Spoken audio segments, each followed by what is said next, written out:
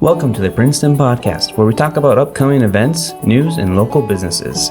This is Princeton. Play here, stay here. Before we get started today, just a reminder to subscribe wherever you get your podcasts. We're also recording on YouTube, so be sure to subscribe at This is Princeton MN. All right, everyone, welcome back to the podcast. Today's podcast is brought to you by Princeton Public Utilities. I'm Zach Kitzman. This is Kim Young and Mary Patnode. Welcome. Hey, Zach. Welcome. So today's guests are wild. They come to us from the Friends of Sherburne National Wildlife Refuge and have a lot going on right now. Please welcome our guests, Sue Hicks and Dr. Hella Look. Ella. Thanks for having us. Ella. Hey. Hey. How are you guys doing today? Doing well. Good. Good. I see that you guys are both matching. Was that planned or? No, it wasn't. I just have my fancy Crane shirt on, so I thought that would be appropriate, and Yeah, it wasn't planned. just happened. And Sue's matching from head, glasses, I'll shirts, tell you, and- tell what my favorite Lips. color is. That's right. So should we start by just talking about the Sherburne Wildlife Refuge and what it is and some history maybe? Sure, well, history, I'm good at that. Go for it. I've been around a long time. Well, the refuge started in 1965, and the impetus was from waterfowl hunters who were concerned about the future for, their ducks and, well, I don't know. I don't think they had geese back then like we do now, but so it began around the St. Francis Rivershed, and it's been going since 1965. And around about 1993, the Friends of Sherburne came to be. It started, I think, as the Sherburne Natural History Club or something. Woo! Nice. But started with a core of people, a few of whom are still involved, and we've grown from, it was like a kitchen table kind of organization. When I first started, I got on the Friends board, and every time it was a potluck. The meeting was you'd bring your food and you'd chat, and then one of the members of the board always had a lot of jokes, and so the business was kind of mixed in. Well, then we kind of evolved. We started having more goals. We got our nature store going, and we had more projects, and we were started to promote the Friends and to promote the refuge, and then to conserve the land that's there to help the refuge do that. So we're able to fundraise for the refuge. We actually have a legal agreement where we can raise money for the refuge. And of course, we volunteer. We support a lot of projects. Like, for me, my favorite thing is the education program. We have a couple of partner schools, so their students and the grades that were selected come out to the refuge 3 times a year in a normal year, whatever that is, I think we know now. But we have other groups, lots of groups come and visit, so we help to support those school visits. We also help with things like our wildlife festival and other activities. The Friends contribute to those, so they are free to the public. And now we, how many years ago was it? 2014, I guess, we started our Be Wild campaign to furnish the learning center, which the Fish and Wildlife Service built. And then now we got that project taken care of, and now we're even on to a bigger one. And that is to fund an amphitheater right adjacent to the learning center, built into the side of the hill so it won't obscure the view. And Hella's been very active on that. She's on our steering committee and has been really good at raising awareness in the community. And I got So- kind of drafted, to be honest with you, and I had not been on the board till this year. I've done a podcast for something else in town, one of the podcasts in town, and then I've also done KSTP 5 on the News 5, and talked about the wildlife drive in the wildlife in general. I think important thing to note is that there is a real emphasis on education. Many of the people who've lived in Princeton all their lives remember the old schoolhouse. And many people were very sad when that schoolhouse had to go. And in fact, I've had people say to me, well, why did they have to get rid of it? And it's been explained to me, which I didn't know at the time, that it would have cost just as much, if not more, to refurbish that building than to build a brand new one. Wow. And so as much as we all were saddened to see it torn down and taken away, I mean, they still have a spot there to say this is where the old schoolhouse was. That was the reasoning behind the original fundraising event. Okay. And I think that it's really important for people to understand that almost all of your children have been to this place. You know, if you've never driven out there or haven't driven out there very often, I don't live far from there. And because of my job and the way I was working, I wasn't out there as much as my kids were. And now that I'm not working as much, I'm out there almost every day with our dog. You know, and I think it's a place that people don't realize how much peace it can bring. And during the pandemic especially, we saw people out there all the time. Traffic jams on the wildlife run, for sure, honestly. That was amazing. I took my dog out there. Yeah, and I think that Sometimes in the really pandemic. made people aware of what was available Yeah. in our backyard. Well, it's over 30,000 acres. So, you know, and there's multiple trails. And if anybody who's driven by Blue Hill Trail on County Road 9 knows there's times of the year that you better get there early if you don't want Right. to be around a lot of people. Yeah. You know, it's a long trail, and you won't run into people, but still, it's busy. Yes. Yes, it is. You know, other parts of the park aren't as busy, but it's also important to note that there's certain times of the year for breeding that certain parts of the refuge are not available to you. Yeah, most of it actually, they call it sanctuary time, so that the wildlife can breed and raise their young with minimal human Interference. disturbance. And so from March 1st through August 31st, most of the refuge is closed except what's marked open, and that would be the 3 trails and the wildlife drive. Right. And around the headquarters, et cetera. But starting September 1st through February, you can go almost anywhere, but of course in hunting season, you really want to be careful. Yeah. Because it's very popular for waterfowl and deer hunters. And it's really interesting because you know, people say, well, how do I know that? Well, a lot of times there's areas that say there's hunting in this area, so you know there's going to be hunting in that area. But the Friends have done an amazing job in how many brochures they've put out about what's the hunting regulations, what are the fishing regulations, you know, what activities can you do where. Even the birding, which is a huge thing on the refuge. Right. They have a booklet, and there's over, I think I've said 268 types of birds that are in the refuge. I never knew that. I was like, you're kidding me. And there's like 30 of them that come occasionally. And they're all listed on there, and then they're all listed by season. So if you you look at the summer season, you can look down and say they're supposed to be here right now, and you can look for them if you're a birder. So it's kind of fun that way too. Yeah, that's another way the Friends support the refuge is the refuge could pay to have all those brochures printed, but it's a lot more complicated, you know, the government. So they put them together and approve them, and then the Friends pay whatever Minuteman Press or whoever it is to print them. So that's one thing else that we do. And I should mention, we're a 501c3 nonprofit, so any gifts, donations made to the Friends are tax deductible to the extent allowed by law. And, you know, we're not tax accountants. We can't tell you, you know, how it will affect you, but it's worth asking if you give to the Friends. So the way I kind of look at the Friends, how you described it, I've been on sports booster clubs, and I kind of picture you guys as the booster club to the Yeah. coach, which is the refuge. Yeah, I like that because I've compared it to, you know, the, what does the hospitals have? You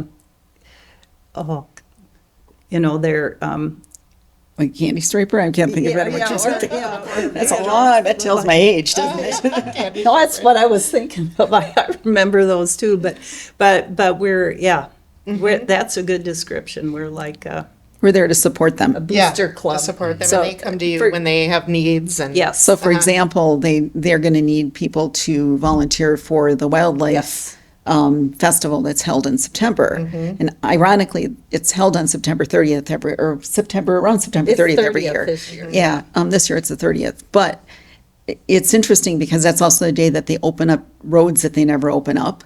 So Right. you can go on roads that you normally couldn't drive on. So you can see parts of the refuge you would never see. oh, that's cool. But they also look for volunteers for those days. And I've been kind of conversing with someone on my Facebook saying, hey, are you interested in volunteering? Partially because, people don't even realize it's there to volunteer. The thing that shocked me or surprised me was they have people who go out and count eagles' nests on the wildlife preserve, on the refuge. I was told there was like 22, I think, that they know of, and some of them are not active, but a lot of them are active. Yeah, they have people that kind of adopt an eagle nest, and they observe it throughout the year when it's active or Okay. becoming active. And, Yeah. one of the volunteers troops out on her snowshoes and to see if the eagles are, doing their home improvements, in March or what have you, in February, and then they'll go out and see if they're eggs and Oh, if that they is so can cool. tell, and if they're babies, little eaglets Yeah. peeking over the edge. And one of So- the eagle's nests that most people see is on the wildlife drive. And Yeah. that one's not active right now anyway. Right.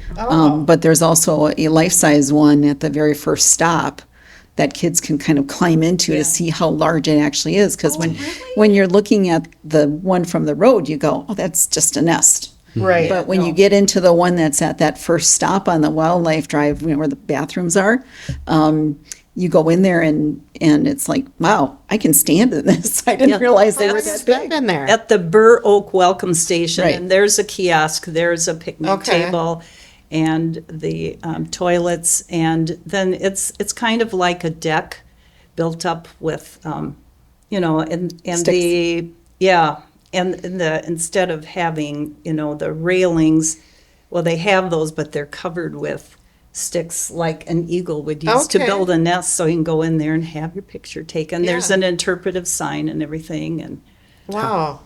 I don't The remember other thing seeing I that. found really interesting, because this is one of the things you get when you are a member, you get a newsletter.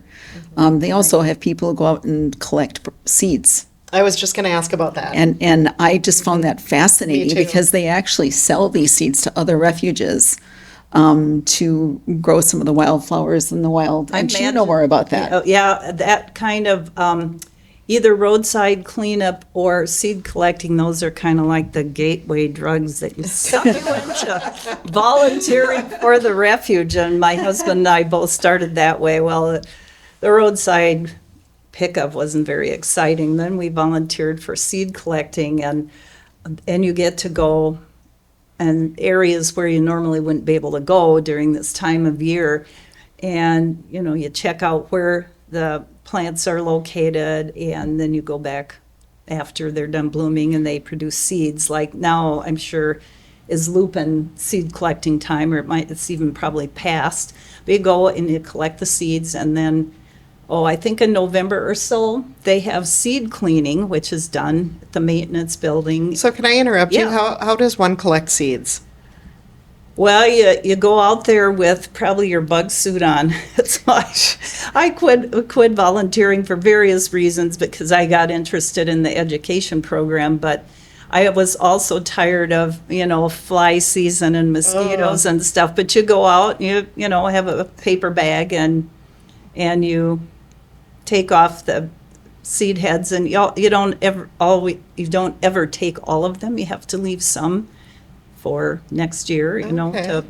to Interesting. produce more. Seeds, like right from the. Well, you take whatever their seed pod you would take. It's like if milkweed, you take the milkweed seed pod, and then all that stuff goes back. And then seed cleaning is a really fun time to have all that milkweed fluff. You got to separate that from the seeds. And I don't know if they actually sell the seeds to other refuges, but I'm sure they give them away a lot because, or they use them on the refuge to enhance areas that they want to upgrade. So it's a big deal, and they keep track, they weigh the seeds every year, because some of them are like, little teeny grains of salt almost, but they get them broken down, dried out, sifted, this is a huge process for it. And they weigh them, and then they can figure out what the street value would be, like if you went to Prairie Restorations or another native seed place, how much would they be worth? And I think the record was maybe $38,000 or $40,000 one year they collected that many seeds. Wow. And you'd think, well, that's piles and bags of seeds. Well, it's kind of small bags, but it's, you can compare it to other kind of things. Yes, that's what's Wow. in my mind. I was like, street hash. Street value is high. I found it fascinating, actually. Yeah, I did too. I think I may have learned about that from Nancy Howard. We were just talking about her this morning. Yeah. It is, you do learn all these plants that, you would never normally see, because they're off the road and you got to hike around to where they're at. And Sue knows all the ones that aren't supposed to be there, because she also goes out and picks the ones that aren't supposed to be there, because that's what I caught her doing a few weeks ago. Digging those little buggers. Yeah, up. she's weeding, and I'm like, how do you know which ones Oh, are right. which? I would have no idea. Because some of them you look at and you go, that's a weed? Yeah. Okay, well, that's good to know, Well, because I have those in my yard. Yeah, and that one looks like weed too. And it's kind of like, a weed, the definition of a weed is something that's in the wrong place. And some of them that I was digging up, a lot of them are native, but doesn't mean that's all you want in front of the learning center, because some of them produce like thousands or a million seeds. Sure. And even though you dig them up every year, like how many sandburrs would you really want right. along the sidewalk? Yeah, and so back to education, I noticed that the intermediate school has like a camera or something. Once in a while, I see videos posted. It's so cool. Fourth grade at the intermediate school. It's one of our, partner school groups. And John Beach, the principal, has a special use permit to put a game cam at the Refuge. It might even be 2. I'm not sure.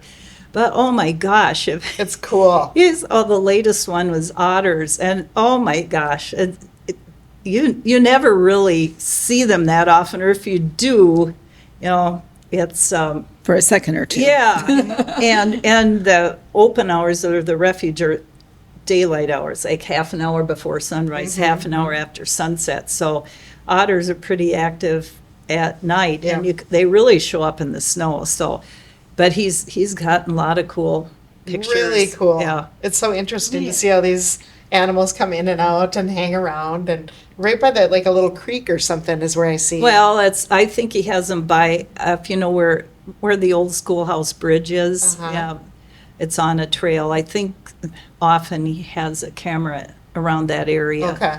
And to give him credit, and not only does he have to troop out there, and then he'll move them around, he'll get his SIM card or whatever, however they collect to the files, but then he takes a lot of time to edit those. So, you're going to be sitting there for hours, waiting for something to come into camera. or how many raccoons do you want to see? Right. That kind of thing. But then So- he kind of labels them for the Yes, he kids too, does, yes. so there's captions It's so cool for the saying, kids. yeah, it's And really, I love love that watching them. adults, yeah. Yeah. So are those available to the public Oh, yeah, Yeah, he it's puts on them on, YouTube. yep. And on YouTube? Is it- Yep. Okay. Does he have a YouTube channel? Or is it just It's the intermediate school, I Okay. think. Uh-huh. yeah. He's big into videos. Yep. Yeah, he's really good at Yeah. that. Yeah. And I know they show, I think the kids see some of that every day at school, and then parents have access to it. And Yeah.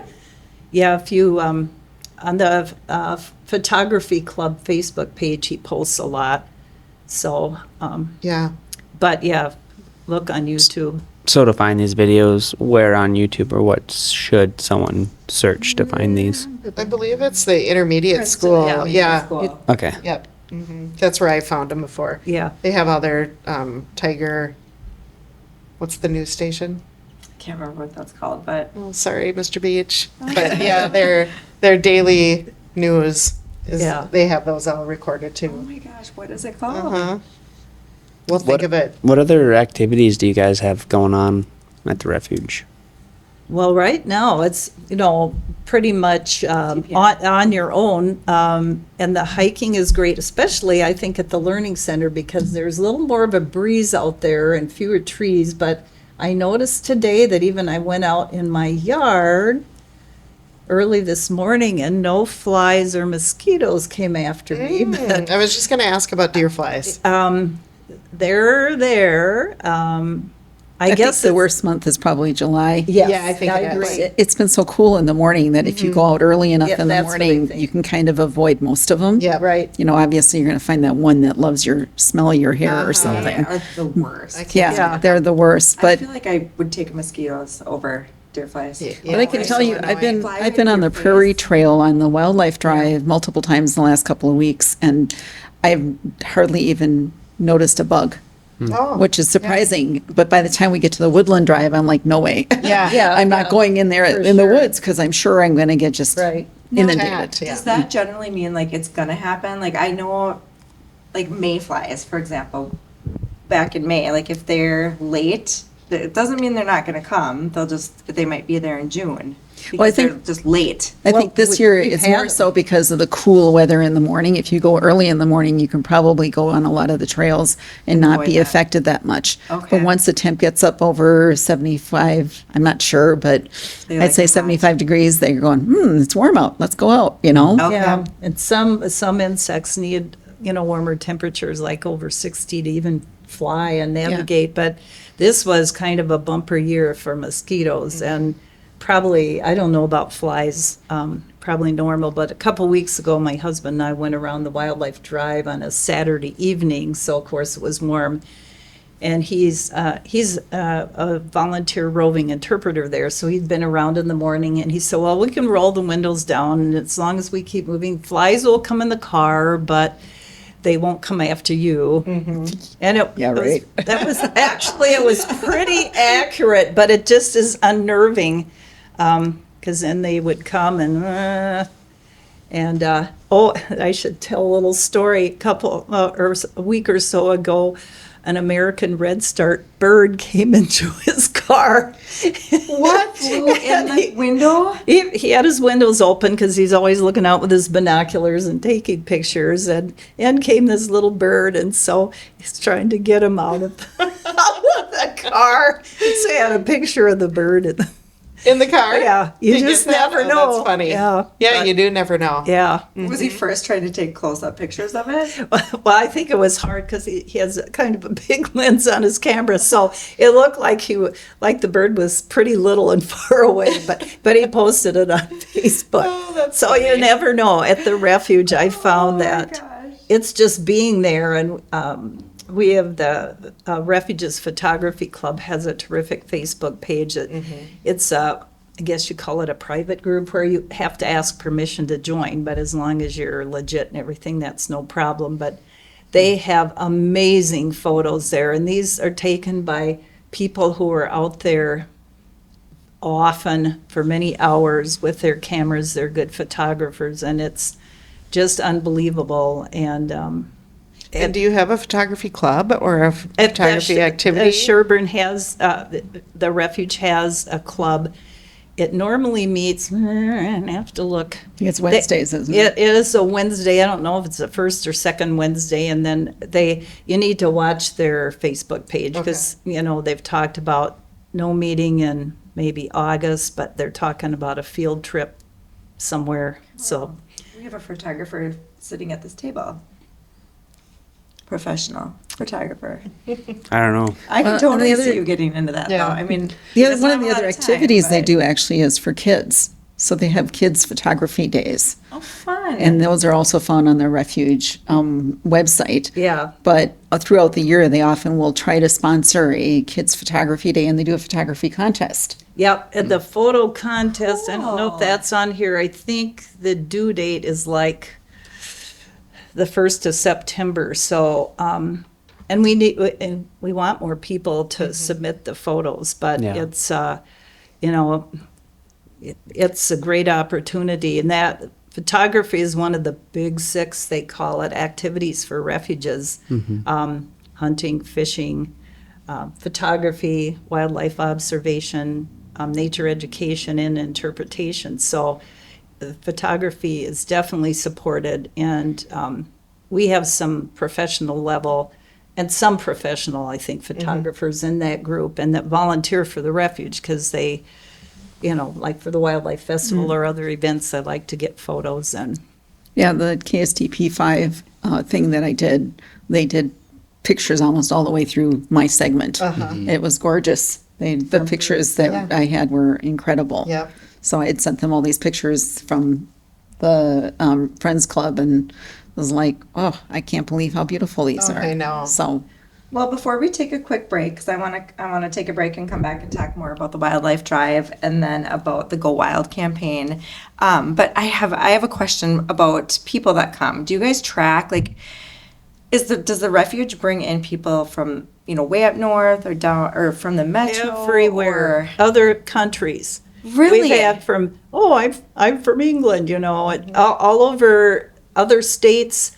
A lot of people, they're like throughout the country, maybe 568 national wildlife refuges. And whereas refuges were started, for wildlife keep out for the past, 30 or 40 years, they've been trying to get people in. And so people make a habit, like some people try to go to all the state or national parks. There are people that are trying to go to all the refuges. Yep.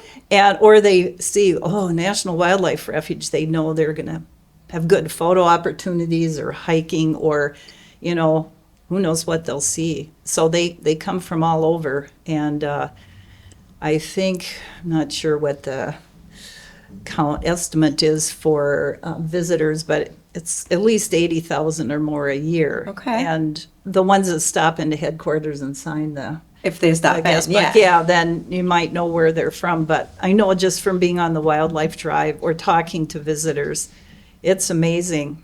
The last time when I was weeding, there was a couple out there that, we've never been here before, but we're from Oakdale, I think it was, and our friends had been here and they were telling us all about it. So we had to come, and now I got to come back. And I told them, you can go inside the nature store because it was open at that day and get one of these calendar of event sheets. I'll do that. So, you just never know. It's it's fun to welcome people. Yeah, and the purpose of this is Princeton. We're really trying to get people, this is why you should be in Princeton, move here, live here, work here, shop here, do all of that Exactly. here. And it's like we have this refuge, and I've always wondered, is it more people than Princeton? Like, is the visitors, I feel like, are maybe way outweigh the people from the area that actually they could utilize it. there's an awful lot of people who use it daily.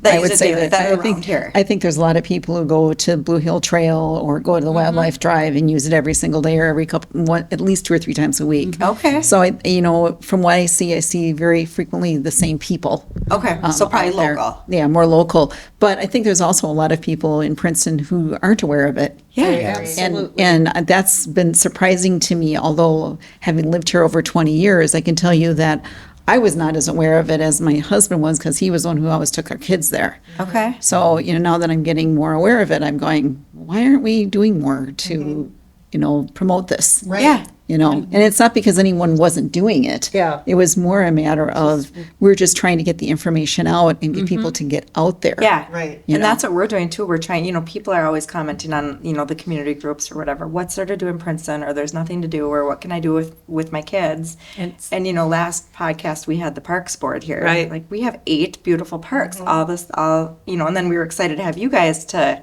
really promote and say, there's a ton to do in Princeton. The other point about that, I'm sorry to interrupt you. The other point about that is that if you go during the time that the offices are open, they have like backpacks for kids that they can use and kids binoculars that you can use while you're going through the refuge. I don't know that they want to give them to you. Right. I think it's more like, here, you can use it.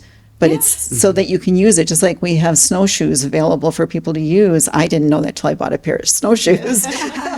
But it's better to have your own, I can tell you. But I think it's really cool that we have that, but most people don't know about it. Right. Yeah. Yeah. And it's free. It's free to go to, and it's close by. We get scads of people from the Twin Cities, especially during, I call it crane season, from, starting into October, into early November, and people come in droves. And last year we had, I think it was a record number of cranes, like 29,000 they counted in one day, which is a lot of sandhill cranes.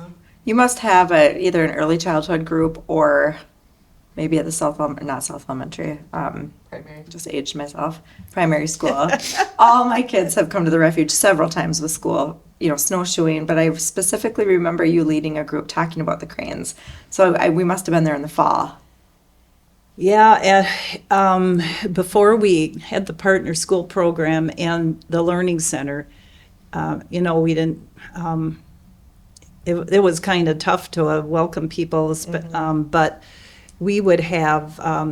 The early childhood people, Miss Dorothy and her crew used to bring kids out and hike at Blue Hill. And I remember one snowshoe group. Was it first graders?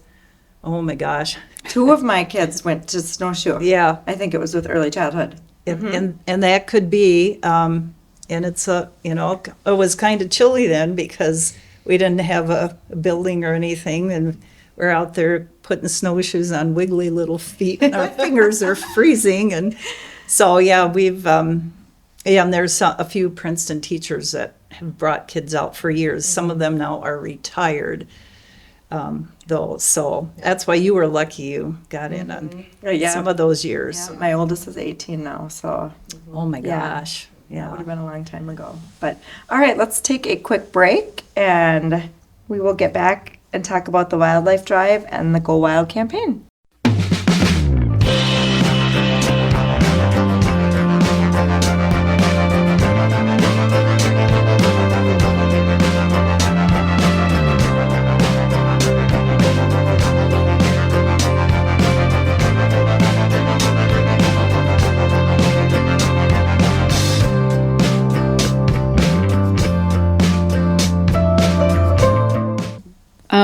I think one of the things is just to make a point that it's not just birds we're seeing.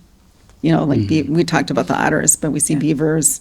I've seen a bear Have you? one time. I could tell, one of my favorite stories is the time that we had a preschool group from Elk River out, and then the morning we had seen a bull snake. And then I thought, I just hope we see one in the afternoon.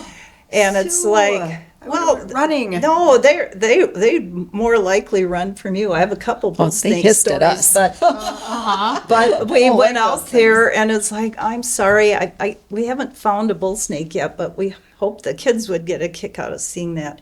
And then teacher was in front of me on the trail. This was at the Burr Oak Welcome Station, the first stop on the wildlife drive, and she said, "Well, what's that in the grass?" I said, "Oh my gosh, it was 2 bull snakes mating."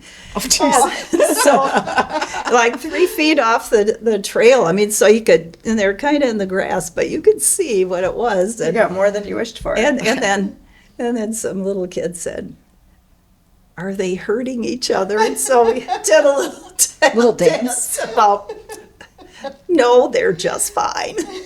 They're hugging. But that's that story's kind of fun to tell. Oh my gosh. I got another one too.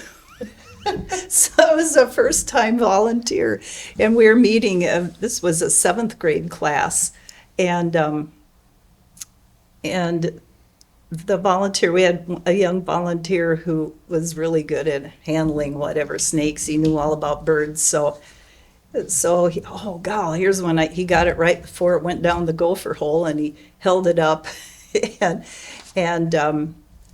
the teacher said, "Oh, wow, I've never held a bull snake, and I hold it." And the volunteer saw that, it was like 6 feet long, and she ran for the parking lot. I think maybe she came back another time, but that just about did in her volunteer service. Well, and they're like, paper towel roll thick. At least. It's disgusting. Sorry. Oh. Well, and they do pretend to, because they're scared. They don't want people bothering them, so they can curl up, and if there are dry leaves nearby, they can wiggle their tails, so it makes a noise like a rattlesnake. But I've had one hiss at me too. No, thank you. But They're not poisonous, right? no. No, but their bite can be bad. Yeah. Our vet said, don't let your dog get bit by them because they're really hard to dislodge. Yeah, they most have good likely, fangs. you might most likely will be bringing the dog in with the snake. snake attached to it. No. Yeah. Oh so my gosh. And the vet I talked to said he'd actually gotten bit as a child and ended up with surgery because it was embedded in his leg. You just won't let go, huh? Yeah. kind- Don't go by him. Got it. All right. Oh my, Wear I'm boots. scared of the cartoon snake on the old Disney Robin Hood. Yeah. If I see a snake this big, I am. Well, I was walking on the wildlife, My not the heart wildlife just trail, races. but the trails by the schoolhouse or by the learning center and down by the lake. And I was walking, and you know how they put the black stuff down underneath the gravel, and I saw this thing in the gravel, and I thought it was just the black stuff. My dog was a little ahead of me, but I was like, okay, grabbed the dog, and I started walking up to him. All of a sudden, it's like, okay, stay there. I actually have a picture of it somewhere on my phone. Oh, Because that's cool. Because I managed to get a picture. Same thing with the bear. We were driving on the wildlife drive, and we came around a corner by Little Blue Pond, Little blue stem? yeah, Little Blue Stem. And we came around that corner, and my husband looked at me and said, "Look!" And it was coming, just kind of walking towards the road, and we stopped, and it kind of turned and looked at us and went, "Okay, I'm going the other way." But I But you mean, spotted it. Cool. yeah, but we had never seen one on the wildlife drive before. So sometimes you see things on the wildlife drive. Like a black bear. Yeah, Is it was a that- black bear. And the interesting thing is too, is that, one of the things right now, you can still see our cranes with their colts, their babies. Yeah. And you can see the trumpeter swans with their babies. Yeah. Those And, are so cool. and especially if you go out on unfortunately, especially if you go out on the woodland drive, on the woodland drive and get out to the end, there's a couple ponds right back there, and they seem to like that spot. That's where I've seen them a lot. But I took my grandsons recently because my grandsons come up and they love going to the refuge. So at least a couple times a year, when they come up, they'll be like, "We're going to the refuge today?" Oh, that's neat. And my youngest grandson is only 6, and last time he came up with his own binoculars, and he was really disappointed because we didn't go the one day. So the next day, that night, he was like, "Grandma, when are we going to the refuge?" So the next morning, I got them both up pretty early and said, "Okay, we'll go because it's early enough. The bugs won't bug us." And he was in that front seat. Just kind of going back and forth, going, "I love this." Yeah. Well, that's what you have to do. You really have to go out. You have to be in nature to see these miracles. That reminds me, I've of something, a quotation from Rachel Carson. What if you had never seen this before? What if you knew you would never see it again? And so it's like, snakes aren't my thing either, but to see how often does somebody see bull snakes mating or, Or black bears. Yeah, or exactly. The deer, the Yeah. swans, the Yeah. otters. Yeah. What other animals could you find out there? I think we could say you definitely see beavers, raccoons, otters, pheasants, rabbits, although I've never seen a rabbit out there. I'm sure we have them. I just haven't seen them. Yeah, you Turtles? you see Turtles? Yeah, turtles for sure, coyotes. You rarely. The only time I think I've seen a coyote was during the Christmas bird count. Kind of middle of December, and was walking across the ice near the learning center. But because a lot of the animals more go out at night. You might see a fox. Or the other thing, you don't always see the animal, but you see signs of them. And so that's one thing we talk about when students visit. Well, what if you don't see the animal? How might you know they've been here? Well, tracks, scat. Like with turtles, unfortunately, we find a lot of turtle nests that have been dug up by skunks or whatever, and the eggs look like kind of ping pong balls. Somebody poked a hole in and they squished. Yeah, it's kind of sad because the turtles used to be pretty prevalent out there, and I've noticed, especially the last few years, it's rare when I see one. And I think somebody was saying in one of the board meetings, if you do see a turtle, don't post it with the location. Yeah. Because people come out and actually get the turtles and then try to sell them. Especially Blanding's turtles. Yeah. And so you don't, I mean, they'll take it and try to sell it.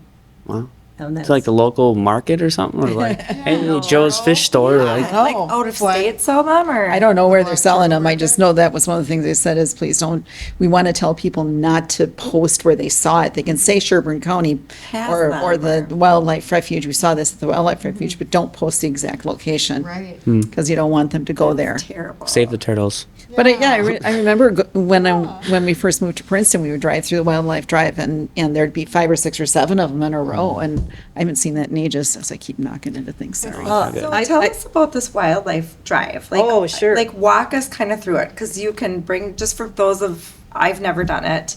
No. Gosh. So you take your vehicle and you can Yeah. drive, like how long is it? How long does it 7 take? miles. So it's all very well signed. There are interpretive signs along the way.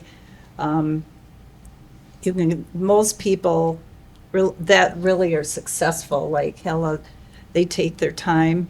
Some people, might take them 2 or 3 hours to get around, and then they want to go around again. And then you see the people that, it's like they expect it to be like a zoo or something, where the Right. animals are just going to be waiting Yeah. for you. Well, I didn't see anything. Well, did you look? And Yeah. Well, it's a 20-mile-an-hour speed Yes. limit. Okay. So you have to expect at least an hour. At least an hour. If you don't stop, even if you don't stop, you're going to spend almost an hour on that trail. Okay. There's three different trails, I think. But There's it's the the best Prairie to Trail, stop. there's a Woodland Trail, and then there's the first one, the Burr Oak Yeah. Trail. So there's 3 different trails you can stop and do little walks on. None of them are more than a half mile long. Okay. And I would say go multiple times during the year because you see different things in the spring than you see in the summer than you see in the fall. The winter, it's closed. When it's not plowed, once it stops being able to be plowed at a certain time of the year, it just gets closed. Okay. And you can walk it, but you can't drive it anymore. Right. Can you drive your snowmobile down it? no, No. No. people have biked it. I think I went on my bike once, but kind of, I don't know. It's not a well-maintained road, so you're going It's to do gravel. the. Okay. So you'd need fat tires and stuff. Some people walk it or jog it, I guess. But if you look at like the Burr Oak, she was saying that the Eagle's Nest is there, there's a picnic table there, the toilets are there. Scope. There's a deck with a spotting scope too. And then you go to the Prairie Trail, and that's more of the wildlife flowers and prairie, and it goes up and Open. around. It's more open, lots of birds in that area.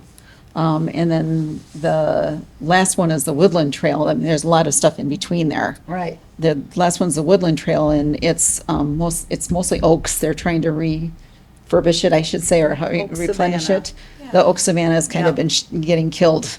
But it's, a 1 mile walk. It's not very far either, a half mile walk. The other thing I'd say is that when you go different times of the year, like at the beginning of the year, there's a lot of water in a lot of the ponds. And they do not only land management, but they do water management. So they change the depth of the water in there depending on what kind of birds are going to be in the refuge. So it's kind of cool to see. Yeah. One part of the year you'll go, wow, look all that water. And then you'll go back and go, where'd the water go? And it took me a few years to figure out they're actually managing that. Purpose. On There's a purpose. sign there, isn't there? that Yeah, it kinda talks about it. that? Yeah, I thought so. How do they manage the water? They have Water levees. control structures, Yeah. and they can raise and lower the water. It's pretty manual operation, but lower water permits certain kinds of vegetation to grow that will feed migrating Certain type of birds. waterfowl. Yeah. So I mean, it all is planned unless weather. Like last summer, it was pretty darn dry, Yeah. but In yeah. the summer. In the summer, yeah. So the neat thing about going out there, whether it's the wildlife drive or a trail or anything, it's like a movie with a new episode every day. You never know what you're going to see, and that you may be amazed by again. Rachel Carson and her sense of wonder. That's what we're hoping that students experience when they come out there, even if they aren't the best writing in their nature journals or what have you, but if they see something and go, oh, wow, why is that? Where did that come from? That's what we're hoping to Yeah, notice. get those questions. Does somebody do a once through at sunset to make sure nobody's still in there before the gate shuts? Because we were so afraid. We stopped on the way home from I don't know where one day, and we got like in a panic. That, No, don't- because it got don't worry dark, about- and no. we're like, they're gonna shut the gate. No, you know? I think that happens to people because when you go out toward the end to the Eagle Nest that Hella was talking about, the sunset's behind that. And we get a lot of photos Oh, taken yeah, there. that's the so- best time to go, I think. Yeah, and you do see more earlier in the morning or later in the day, and it's kind of like, you time the time of day you go as well as the time of year. Like you're likely to see a lot more turtles like in late May or June because they're out there laying eggs, usually on the side of the road. So you just have to go and Oh, I'm be excited. surprised. Yeah. I'm excited. Yeah. So Fun. Yeah, and there's so everybody many should do roads. this. Yeah, there's so many roads in there that are not open to the public. But to me, that's more fascinating because one year when they were building the learning center, I went out there and didn't realize the roads were supposedly closed. And I was out with my 2 dogs. My husband was out of the country, and I started driving some of these back roads, not realizing I wasn't supposed to be on them. and found myself trying to find my way out on Waze because I couldn't figure out where to get out. A lot of gates locked. A lot of the gates are locked, and I go up to this thinking, okay, there's the road. I'm going to get to it, and I get up to the thing. Oh, shoot, Yeah. that one's locked, and I have to turn around and go back. And it was a very interesting experience. I probably saw more of the refuge than what I had recently. Yeah, but totally by You accident. can walk out on those, after August 31st. Right. But again, it's kind of nice if you know where you're going. Right. But a good way to do it is on festival day to go out and drive around. We had have a friend's member who was old enough that he went to school for a while at the schoolhouse, and his uncle lived down the road, and he would come every year to the festival and drive down to see where he used to live. That's kind of like one of those heartwarming Yeah. stories. And even though the schoolhouse, isn't there anymore, he was kind of upset at first, but then he saw the learning center and just was very supportive of that. And And going to the learning center, I would say that, one of the goals of the Friends, from what I've learned, is that they wanted to say, okay, we built this building in the middle of all of this nature. Where do kids learn the best? They learn best in nature, about nature. yes. So the whole idea behind the amphitheater Yes. was to say, why aren't we teaching these kids outside where they can watch what's going on outside? It distracts them, but at the same time, it makes them appreciate where they're at. well, we do, I should say, for when students visit, we have an introduction inside.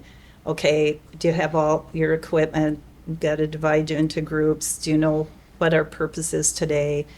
And we spend usually at least an hour outside, but and then we come back and what you see, everybody's so excited and you want to write in your journals.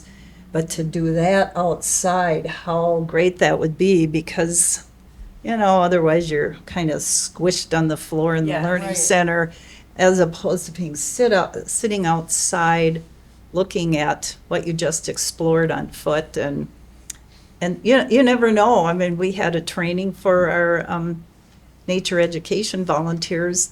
It was in January, and this was like 10 in the morning, and we heard a bunch of coyotes howling. And then trumpeter swans flew by right over us. What are the chances of that? So that's the kind of thing that we'd love to have kids enjoy, not to mention that the amphitheater would be a way to have a lot more people be able to enjoy a speaker, say at the Wildlife Festival or other events that we could have. And it would be nice for groups to be able to use that area without having to go inside. And that means finding somebody who's authorized to let them in and all that. They could use the amphitheater, and we have the outdoor accessible restrooms. So it's not like you're stuck without a restroom. And The amphitheater is going to be right behind the learning center, built Right. into the hill. right. So, some people are not happy about us putting anything into the nature. Right. Okay. But the idea was that we're going to make it as easily accessible to everybody. It's going to be wheelchair accessible. They're going to do pollinator friendly planting. So hopefully we'll have things around there that'll not be weedy and nasty, but things that we want to have there. Yeah. And then they're going to do some native art inside of the amphitheater. Somehow, So, they're trying to somehow- figure that one They're out. trying to figure that one out right now. So you guys have been doing a huge campaign to get Correct. this to happen. Yeah, we had a good start with some, unfortunately, a bequest of somebody that would have loved to have been part of the campaign but didn't live to see it. But that gave us a real good head start, and we've been working on this for, well, the whole project has been more than a couple years, like 3 years. But when did we start meeting? It's hard to remember. I started this year, so I don't know. Yeah, but anyhow, we're getting down to what I would call the home stretch. So we have, what did I say, left to Less than raise- $70,000 Yeah. left to raise out of a Yeah. $365,000 Yeah. goal. That is amazing. So Yeah, it anybody is. listening, if you, $20, $10, $50, anything helps. Right, and for $20, you get a 10% discount to the nature store that's in the Learning Center, and you also get a newsletter that tells you about all the activities that are going on the Refuge. Yeah, you're getting a 1-year membership, and when you join this time of year toward, the second half of the year, it goes through all of next year too. So this Now- is a bargain time. Yes, so $20. Skip the McDonald's and give to the Refuge. Yep. Yeah, and obviously, we'll take more if you have more. And if you want to get the brick $500. is $500. It's engraved with your name or whatever you want to have engraved on it, can be engraved on it. And and then there's upwards of $1,000. There's different categories. And that can all be found on the website, exploresherburne.org. Right. Perfect. And like Sue said, it's all tax deductible. Yep, to the extent allowed by law, whatever that is for your tax situation. Yep. Yeah. So just to, you guys were in the newspaper, the most Right. recent, of the Union Times. And so the main purpose of the amphitheater is for education, is that correct? Well, I'd say education and recreation. I mentioned the big six. Recreation has become a lot more important for refuges in the past few years, and they've actually started promoting it. So, I can see that, we have people coming out for birding, or they're meeting family members for a hike. Wouldn't it be nice to go and sit there instead of just twiddling your thumbs by the parking lot, and it'll be a place where you could, if you have a bag lunch, you could sit there and chat afterwards and eat your lunch. And Or if you wanted to draw. The important thing Yes. to realize, it's not a place that we want to do concerts Yeah, and right. things like that. And primarily because the problem with concerts is not the concert itself. It's what people do to the property while they're sitting there in the concert.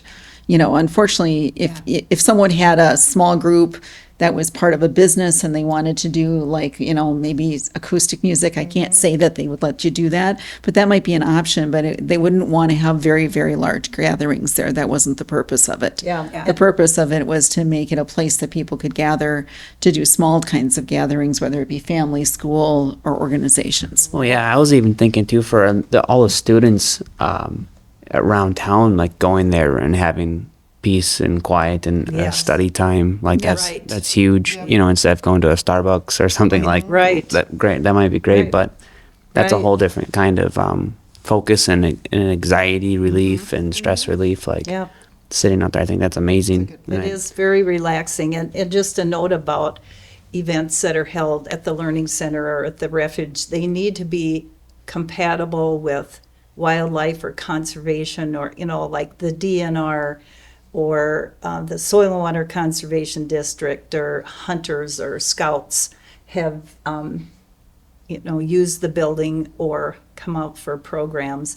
But so it wouldn't be concerts Right. unless maybe there would be some kind of Native American concert, something that ties to the land and that our would be really heritage, cool. that kind of thing. I think the possibilities, we haven't even really gotten that far because Sure. we want to get the money so we can start Yeah. building next And year. and you said this was like a 3-year project about, like you guys started Well, this a yeah, while we ago, but- started talking about it, and then, okay, it might be something we could do, so we talked to contractors, and we got plans and we got estimates. So this is not just a fly-by-night thing. Yeah.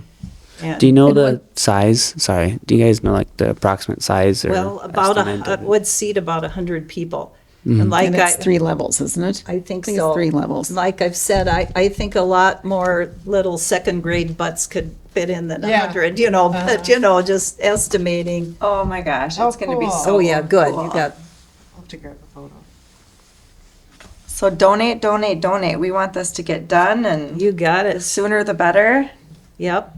And I want to just mention again that you can find more information about all of this at exploresherburne.org. Right. And also the events calendar, we have all those events listed on, this is Princeton. Thank you. mn.co under events. So we have those all listed on there as well. And on a age-friendly calendar too. Perfect. So we try to push out the information as much as possible. Good for all ages. Yep. We have all ages out there, little kids in strollers or backpacks or walking when they, just learned how to walk, to a lot of us, people with knee replacements Right. are out there. Yep. One last thing just about the amphitheater, we're making it so that it can be easily accessible by wheelchair as well. And Yes. the whole idea behind doing hopefully some native art in it is for diversity and inclusion. Right. Because they are doing some diversity and inclusion kind of activities as well with outreach. So, but the idea behind it is, you don't have to feel bad about who you are to be out there. You should just be out there. That's right. Right. Well, that's a great note to end on. And so I want to thank you both for being Thank here you. today. We really appreciate it. Thank you to today's sponsor, Princeton Public Utilities. We'll be back again with our next podcast on August 8th. Until then, this is Zach, Kim, and Mary signing off. This is Princeton. Stay here, play here. Thanks for listening. Wait. Oh, Subscribe.